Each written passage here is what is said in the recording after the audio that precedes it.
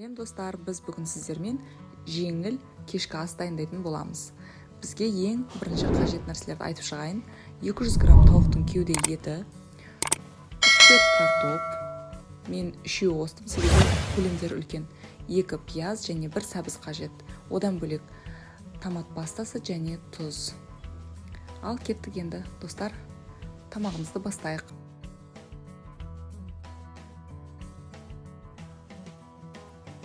Біз ең бірінші отты қойып аламыз. Отқа 2 кастрюля қоямын мен. Оның біреуіне май құямын, екіншісіне су құямын. Май құйылған кастрюляма тауықтың кеуде етін турап саламын. Және шамалы отын жайрақ қойып қуыра бастаймын.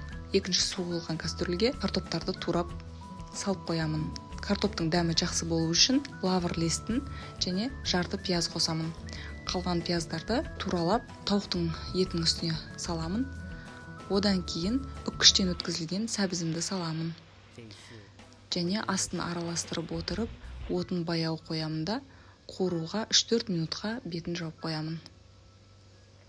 3-4 минутым өтті, енді томат пастасы мен тұзын қосып, одан ары араластыра бастаймыз.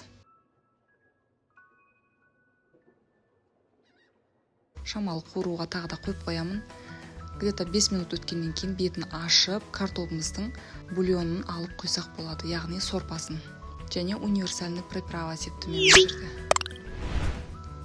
Бетін жауып, отын өшіріп қоямыз. Осы уақытта мен картоптың піскен-піспегенін тексеремін. Картопымыз дайын екен. Картопты езгішпен езе бастаймын.